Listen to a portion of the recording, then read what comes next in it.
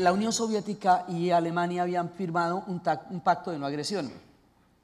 Entonces, aparentemente, a no ser que las cosas cambiaran, como efectivamente pasó, la Unión Soviética no se metía, los gringos no se querían meter, ha caído totalmente Europa, esa Inglaterra estaba sola.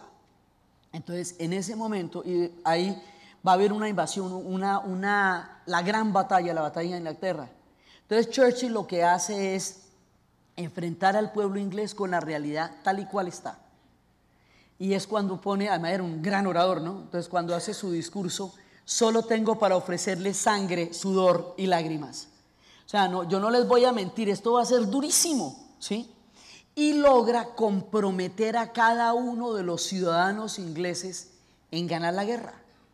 ¿Qué está haciendo usted para ganar la guerra? Les decía por la mañana. ¿Qué está haciendo usted para ganar la guerra? Había que cultivar hortalizas en el jardín para garantizar seguridad alimentaria, apagar las luces de noche para evitar ser blancos de los bombardeos. Había que estar en los refugios a la hora que sonaban las alarmas para que el porcentaje de población que muriera fuera menor, porque los bombardeos eran realmente terribles. Había que tener una disciplina de guerra para poder salvar la mayor cantidad de gente posible. Entonces, eso comprometía a cada uno de los ingleses. Entonces él decía, ¿qué está haciendo usted para ganar la guerra? Todos los días en la mañana saludaba así al pueblo inglés. Y el pueblo inglés sabía que todo el mundo tenía una tarea para ganar esa guerra, porque esa guerra no se podía perder. Porque si la perdían, el proyecto nazi se iba a tomar Occidente y ahí no iba a sobrevivir nadie, por lo menos en una condición que no fuera la servidumbre. Iba a ser una nueva versión de imperio. Pero de los peores. O sea, ese sí era el imperio, los orcos, o sea, era el imperio del mal en serio. Entonces, resulta que el hombre la tiene clara. Lo que nadie tiene claro, él tiene claro. Y tiene claras las alianzas, y tiene claro quién es el pueblo inglés. Y tiene clara la gravedad del momento en el que él estaba teniendo que enfrentar la historia. Entonces, con esos tres elementos, él dinamiza la situación. Cuando viene la batalla de Inglaterra, él dice, nosotros vamos a resistir. Ese es otro de los famosos discursos. Cuando dice, pelearemos en el aire, we will fight in the air, we will fight in the shores, we will fight in the sea. Pelearemos en el aire, pelearemos en las playas, pelearemos en el mar. Y si por alguna mala infortuna del destino llegamos a sucumbir, que sean las colonias las que luchen por nosotros hasta el final. Ese discurso va a ser uno de los más emblemáticos, y los hijos de la batalla de Inglaterra son los rockeros. La gente de Pink Floyd, la gente de todo, o sea, casi todos los rockeros, Supertramp, todos son los hijos de los muertos de la batalla de Inglaterra. Por eso tú vas a encontrar referencias de eso en todo el rock de los 70s, ¿sí? Desde The Wall misma, Supertramp empieza con ese We Will Never Surrender. Hay una de las canciones que dice We Will Never Surrender, we will fight in the air. ¿Sí? Todo es el tributo que todos estos huérfanos le van a rendir a los padres que murieron defendiendo los cielos de la batalla de Inglaterra. El tipo va y convence, cuando ya todo el ejército queda atrapado en Dunkerque, que es como una especie de bolsa en el norte de Francia. Hay que pasarlos a Inglaterra, 350.000 hombres, para reorganizarlos, para que puedan volver a atacar, o si no, no hay ejército con que repeler la invasión de Europa. Ese tema de Dunkerque entonces él va y convence a los ingleses, el que tenga una chalupa, una llanta, lo que quiera que flote, que lo pase para el continente y que lleve los soldados a esa Inglaterra para poder reorganizar el ejército. Mientras tanto está bombardeando la Luftwaffe, entonces esto se hace debajo de un bombardeo. Él logra convencer a la gente de que haga lo imposible, ¿sí? Y efectivamente todo el pueblo inglés, el que se pudo mover, rescataron 350.000 hombres de Dunkerque, los llevaron hacia las Islas Británicas para reorganizar el ejército y poder volver a invadir, para poder repeler la invasión. Todo esto sucede antes de que los Estados Unidos entren a la guerra. Es un año, pero es el año más bravo de todos. Peleando solo prácticamente. Solo, Inglaterra estaba sola, Europa había caído. Sí. Y la BBC es la única emisora libre. Entonces toda la resistencia se está haciendo desde la radio.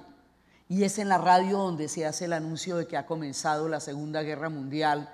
Es en la radio donde va a pasar todo. La televisión no existía y la radio realmente era la forma como el mundo entendía lo que estaba pasando. Los documentales llegaban lejanamente al cine 4 o 5 meses después, cuando aparecía el documental, esos en blanco y negro, lirirín, eso ya no estaba pasando nada de eso.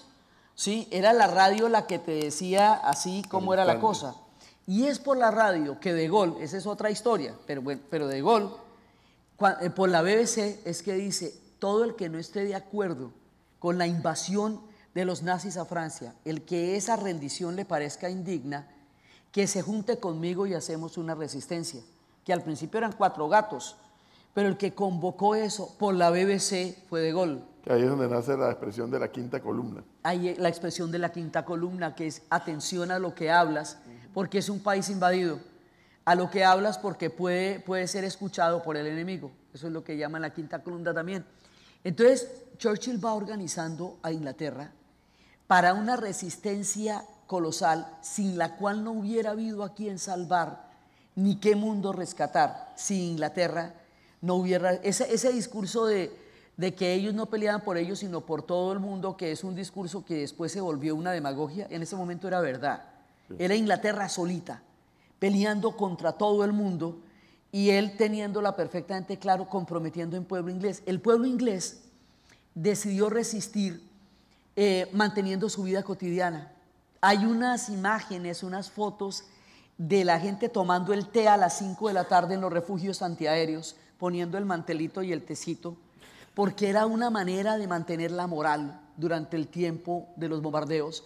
Y hay una película muy bonita que se llama El Vestidor, de un personaje, de un actor que está recitando a Shakespeare, porque dice que si en alguna parte de Inglaterra no se está recitando a Shakespeare durante la invasión y los bombardeos, entonces sí habrá caído Inglaterra.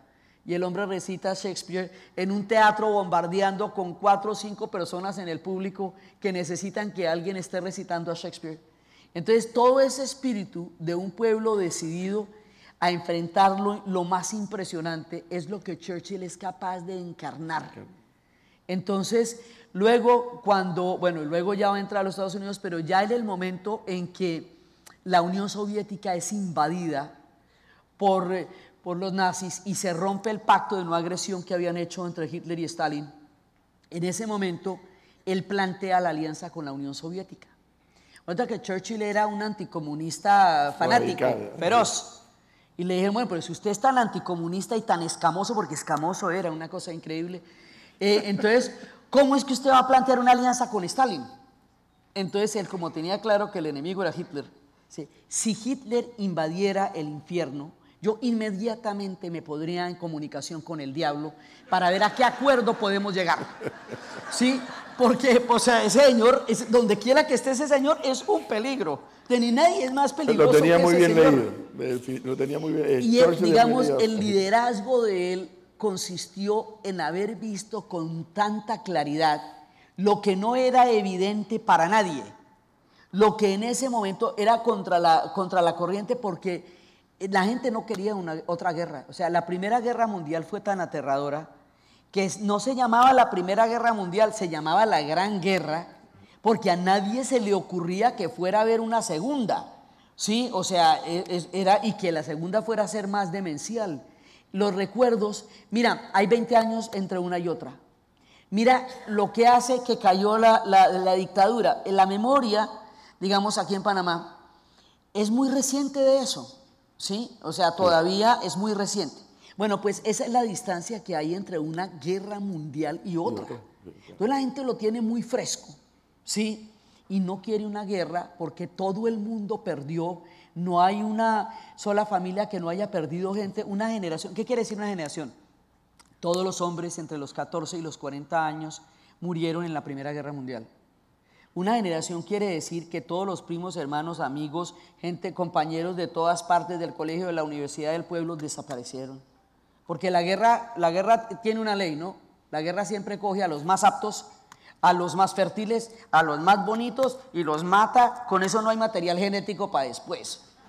O sea, la guerra es muy dura para las mujeres, pero para los hombres es un peligro porque son el objetivo. ¿Sí? Entonces, uy, eso es grave para los manes.